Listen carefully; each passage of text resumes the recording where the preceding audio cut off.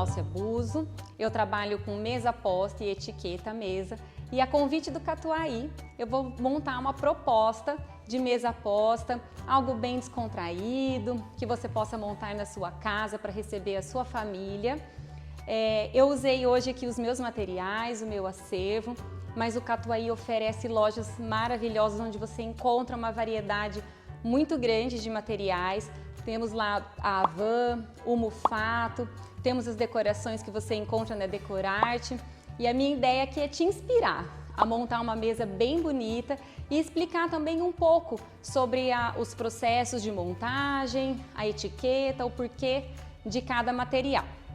Então, vamos lá? Quando você for montar uma mesa, quais utensílios que nós colocamos? Nós colocamos somente aquilo que vai ser utilizado. Então, nós precisamos pensar qual é a comida, qual é o alimento que você vai servir. Se é um café da manhã, se é um almoço, se é algo mais descontraído, algo mais formal. E eu vou exemplificar com essa montagem. Nós nunca podemos colocar na mesa posta algo que não será utilizado. Então, as taças, nós precisamos pensar quais bebidas serão oferecidas para sabermos quantas taças e quais os modelos de taça. O mesmo raciocínio levamos para os talheres e para os pratos. Eu vou explicar essa nossa montagem aqui e vocês vão entender o porquê desse raciocínio. Bom, nós temos aqui uma mesa de madeira. Na mesa nós podemos optar por colocar a toalha ou o jogo americano. Se a tua mesa for uma mesa bonita e não precisar de toalha, o jogo americano ele faz as vezes da toalha. Então aqui eu coloquei esse jogo americano verde. Sobre o jogo americano nós colocamos o suplá. Você pode sim utilizar o jogo americano e o suplá. O que não de acordo com a etiqueta, colocar o jogo americano sobre a toalha. Então, você precisa escolher entre a toalha ou o jogo americano. O suplá, ele cabe diretamente na mesa ou sobre a toalha ou sobre o jogo americano.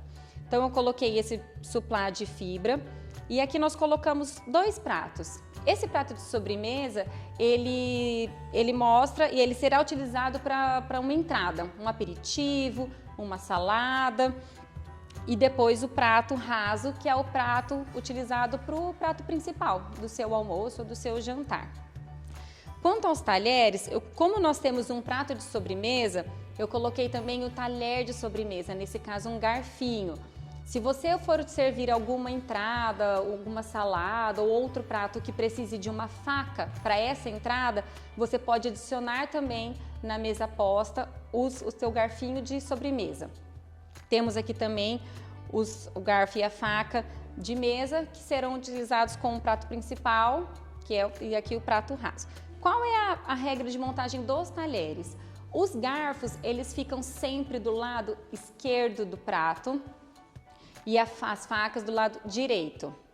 E a faca sempre com a serrinha voltada para o lado de dentro do prato. Essa é uma regrinha que é muito importante a gente prestar atenção, não só pela estética da mesa, mas até pela segurança. Então a serrinha sempre fica para o lado de dentro do prato. As taças, como eu falei anteriormente, nós precisamos saber quais as bebidas serão oferecidas para que nós possamos escolher a quantidade e os modelos de taça. Eu coloquei nessa mesa uma taça base, que é essa taça de bico de jaca, que ela pode ser utilizada para água e para suco.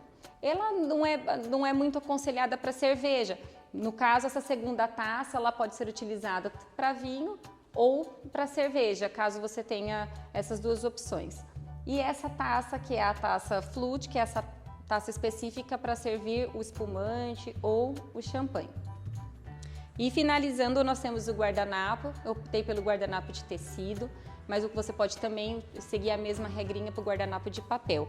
O guardanapo, ele deve ser posicionado ou sobre o prato ou do lado esquerdo do prato. É uma opção, eu defini por colocar do lado esquerdo para não esconder a estampa do prato. Se fosse um prato sem estampa, um prato branco, fica muito bonito você colocar o guardanapo sobre o prato também.